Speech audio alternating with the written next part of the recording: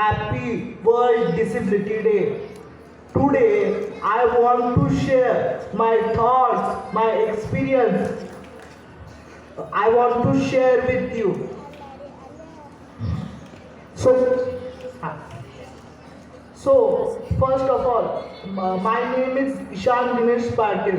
I am 23 years old. I have complete my graduation in BA.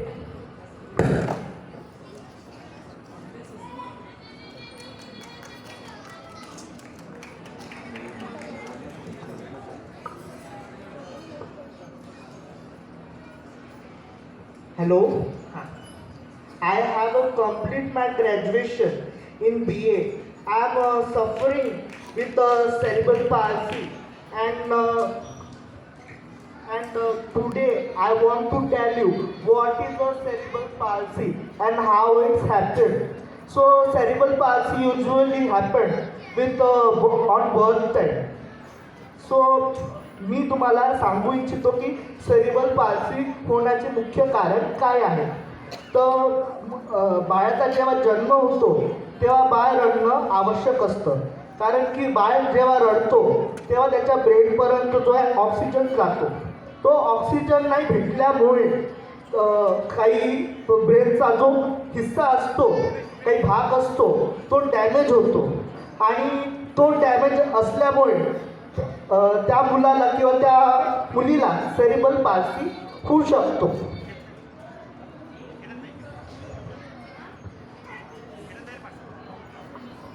Cerebral palsy होऊ शकतो आणि माझा अनुभव आहे तो मी तुम्हाला सांगू इच्छितो.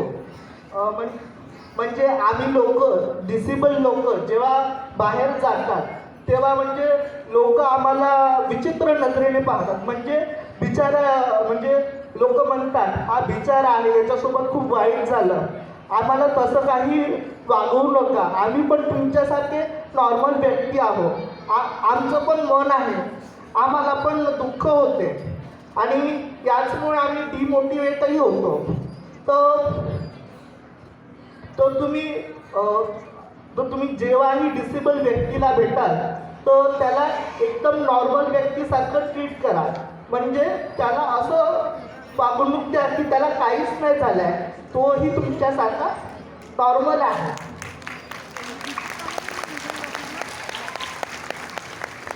हां, आणि मी 2 ते 1.5 वर्षाचा होतो तेव्हापासून मी सावंगीला येऊन राहिलो आणि वाणे मॅडम मला ट्रीट करून राहिल्या.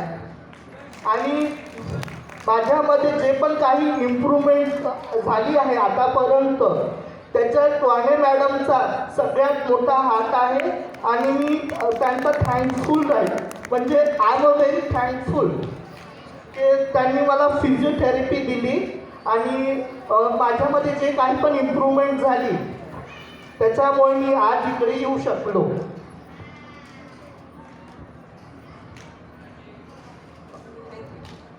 हां, आणि मला एक माझा पॉईंट आहे, मला तुमच्यासमोर मांडायचा आहे.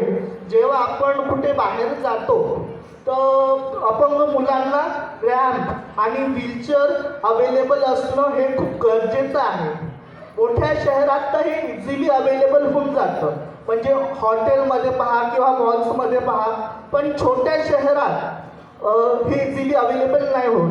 आता मी स्वतः थिएटर्समध्ये जातो पिक्चर पाहायला, कधी थिएटरमध्ये व्हीलचेअर अवेलेबल असायला पाहिजे, तर थिएटरमध्ये व्हीलचेअर अवेलेबल नाही राहत आणि वरतून रॅम्पसुद्धा अवेलेबल नाही राहत. तर त्याच्यामुळे मला खूप स्ट्रगल करावं लागतं. हां, मी मेघे सरांचा आभारी आहे. त्यांनी मला या मंचावर येऊन बोलायची संधी दिली आणि त्यांनी माझा सत्कार केला. मी खूप आभारी आहे त्यांचा. Thank you everyone for listening to me with the patience and understanding.